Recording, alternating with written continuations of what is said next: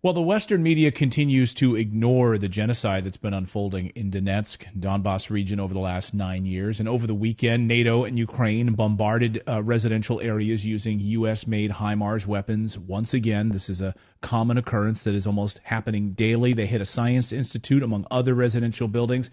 Patrick Lancaster has been covering this genocide for the past 9 years. He was there the moment NATO and Ukraine started launching these attacks. Take a look.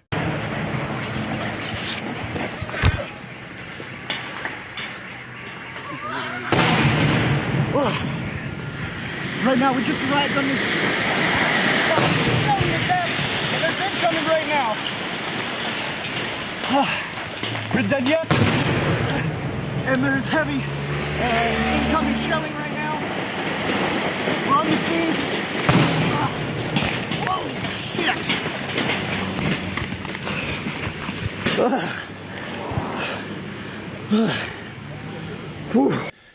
Independent journalist and war correspondent Patrick Lancaster joins us now from Donetsk. Patrick, thank you so much for joining us. You know, we featured your work on our show for many years here, but it's great to finally have you here on the show, and thank you for your amazing journalism. Thank you very much, Clayton, for having me. It's an honor to be here. I've watched you guys a lot, and you guys are doing great things for the push of what the mainstream media is ignoring. So over the weekend, of course, we just played this footage, again, another round of attacks. This is a daily occurrence. And, of course, the reports have been that after the fall of Bakhmut, that attention would drive towards this area, to the area that you're currently in Donetsk. What are you seeing on the street? What are you seeing in terms of attacks? And what are you hearing among the people as you go door to door and see how they're living their lives? Well, of course, the attacks, as always, are just horrible on the civilians. If we can talk all day about the different attacks that happen every day in Donetsk. Maybe not every day on the center, but every single day in the city of Donetsk, there are attacks on the civilian population by Ukraine. I do my best to cover as many as I can, but of course I can't get to all of them. But if we talk about this particular case that you just showed, to give a little bit more in depth on it, I had actually just returned back from the front line. I was just 60 meters from Ukrainian positions and spent the night there and returned back to Donetsk. And I was shocked to see how much more intense the war was in the center of Donetsk than it actually was on the front line. And I had just been back in Donetsk for 20 minutes and heard a few explosions. Got as much information as I could on the location and raced to the site, which was, as you said, the Science Research Institute that had took a direct hit from the HIMARS to the roof, which instantly killed a woman. But I arrived on the scene about 25 minutes after the initial attack, and this is what Ukraine did. They made one attack with 3 HIMARS, waited about 25 minutes until the first responders came to the scene, journalists and first responders, and then, as seen in my footage, I counted about 6, I guess, additional HIMARS that came down right almost in the same spot. Right after the fire department, emergency workers, and journalists showed up on the scene, which is a clear violation of the Geneva Convention, waiting to and firing on first responders. But this is what we see from Ukraine on a daily basis, just the hammering of civilian areas in Donetsk and other areas across the regions that Russia is in control of. And it's just horrible to see on a daily basis. You're there. Do you see? So the big question from a lot of folks in the independent media is like, well, where is Russia in this right now? Obviously, this is Russian territory now. The people voted to become part of Russia.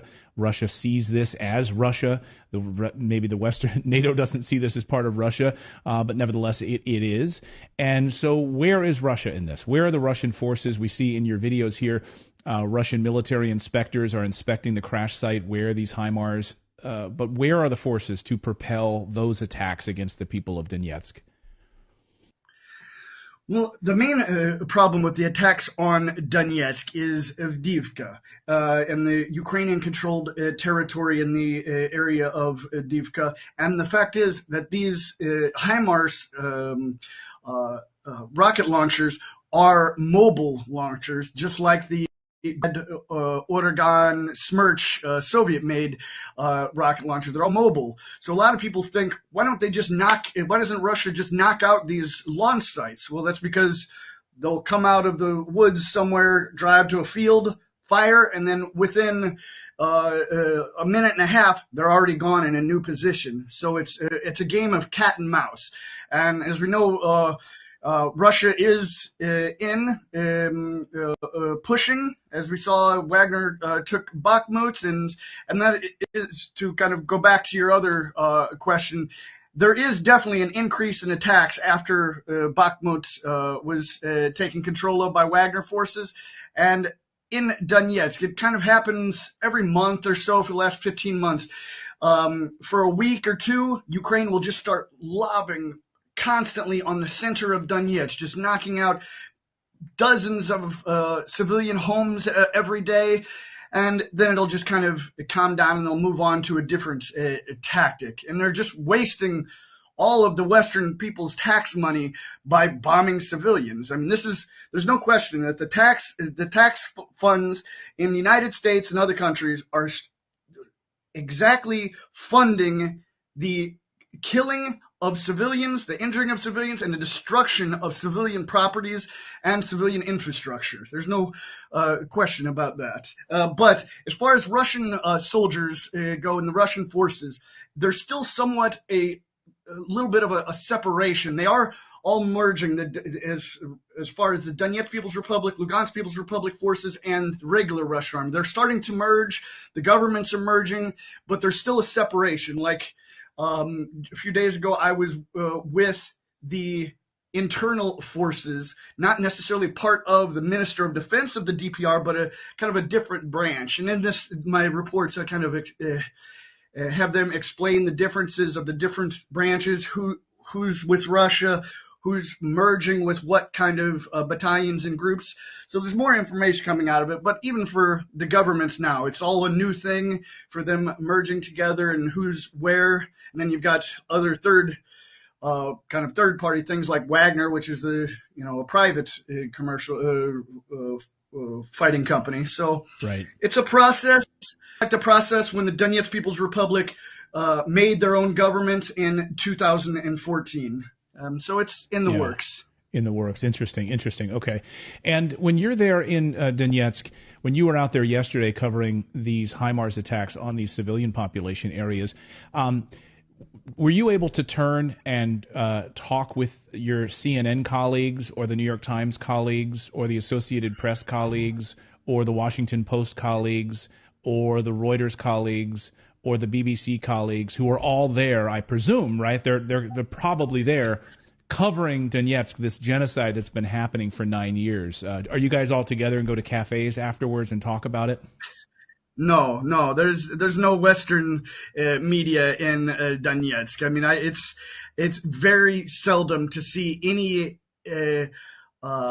Western mainstream media people in Donetsk or Donbass for that matter. Occasionally, one or two will come through for a little short story, but for the most part, they're not that interested in what's really happening on this side of the line. They're be more comfortable sitting on the Polish border, reporting on what they can do from there. But as far as you mentioned, Associated Press and Reuters, they do have some freelance people that just kind of, these freelancers, I used to be one myself, where I just film what you can and sell it to the highest bidder. I stopped that when I realized my footage was being lied about by agencies like Associated Press and Reuters, and if not them directly lying about it, them just selling it to a third party and not managing and controlling that third party is actually telling the truth about it. And we can look at a classic example of this with this attack. I filmed this, I decided to film it without turning off the camera, 21 minutes. Interviews of workers at the place saying there's no military there, then it was Ukraine shelling. And I come across this report from an Australian news channel, News 10 First, it's called, and they just totally blatantly lie about this attack and just try to fit the narrative that they think they should be pushing and blame this attack on Russia, which is totally idiotic and lacking of any moral or journalistic ethics. Russia is again being accused of crimes against humanity after its latest barrage against Ukraine killed at least 3 people and destroyed a hospital. The peace of a Donetsk neighbourhood also shattered in the same way.